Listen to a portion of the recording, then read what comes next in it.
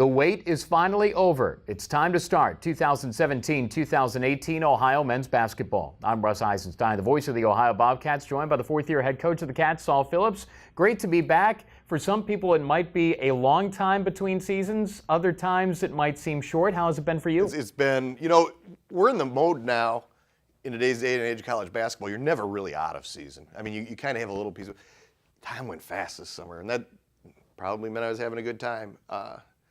I do think that this time of the year is as exciting as they get for a coach because you have so much practice time with them, and there's such a coming together of parts, and it's been a blast watching these guys grow together as a group during the preseason. The nature of the game is constant turnover through graduation, through transfers, and then injecting new life into the program. Obviously, Ohio does not have Kenny Kaminsky, Antonio Campbell, or Jerron Simmons anymore, but this is a very talented young group that's coming in, and there are also injuries to touch upon as well. And unfortunately, Jason Carter sustained an injury. Yes, he did. He's got a lower leg injury. We're finding out more about it as we're taping this. He's got one more doctor's appointment that we have to glean information from before we make a final decision on how we're going to treat it. I can assure you, after leg injuries last year, or foot injuries last year, I am going to err on the side of caution, and we'll see exactly how extensive this injury is very soon. Most certainly, the new blood that's into the program, they're going to have to be thrown into the fire fairly early on. But this is a talented group. What do you expect from them? I expect them to show up every day, learn how to take a professional approach to the collegiate game in terms of taking care of your body, in terms of coming to practice every day ready to work, in terms of sustaining intensity in practice. And that will always transfer over into good habits in practice, transfer over to games. Not always right away.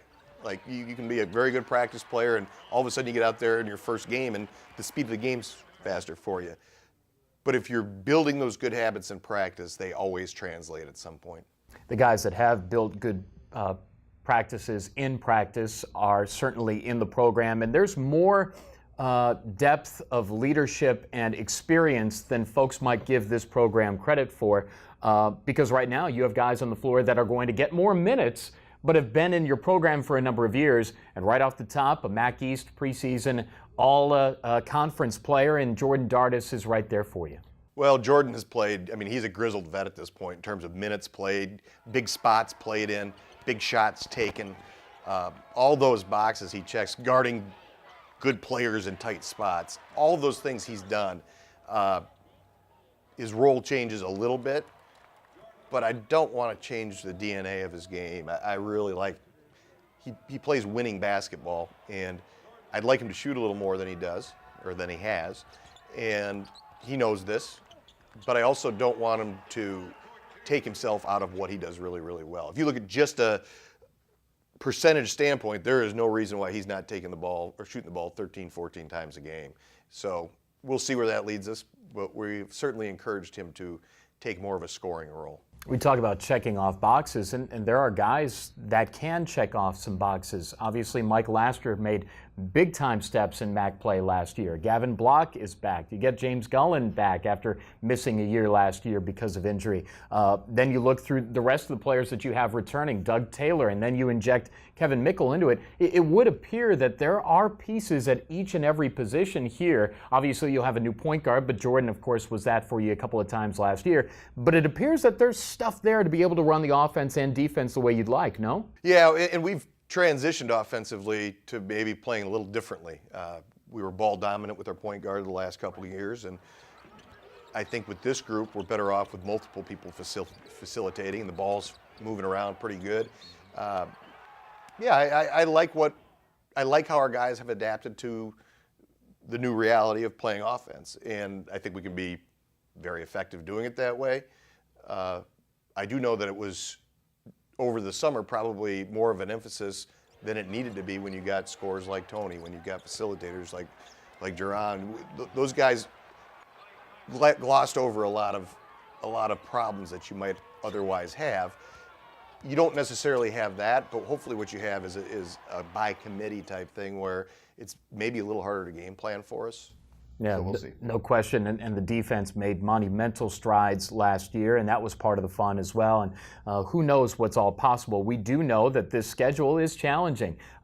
Right out of the gate, obviously Alabama A&M to start, but then you go into Charleston for 3 games in 4 days, and Western Kentucky coming in to the Convo. And you've got Iona and Mount St. Mary's, a team that went to the NCAA tournament. And there are road games at Maryland as well that are in there, and Marshall as well. This is a schedule that will present a lot of challenges, but some exciting challenges for your ball club. Well, you know, we didn't, when we began to make this schedule, we thought we were going to have a senior point guard, just flat out. Now, would I change it? No, I like what we're throwing our guys into.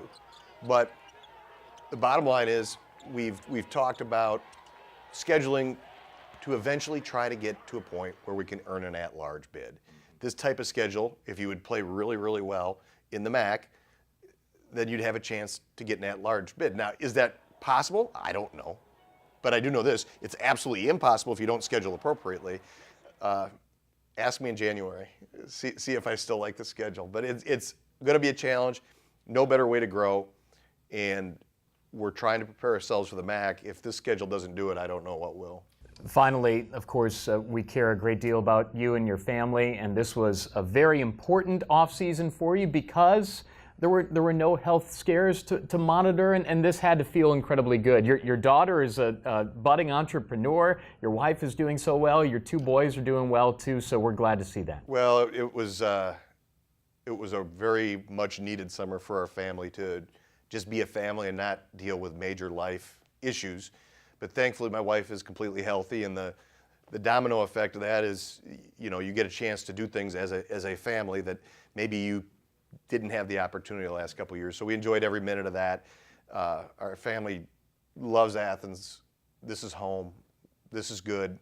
My daughter raised all kinds of money for charity this summer. NBC Nightly News is actually in Athens today interviewing her. That's a fact. And so my son's blossoming athletically. My youngest learned how to fish.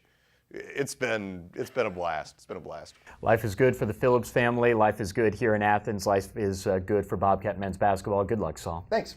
That's Saul Phillips. I'm Russ Eisenstein. That's a preview of the 2017-2018 Ohio men's basketball season, and this is Bobcat TV.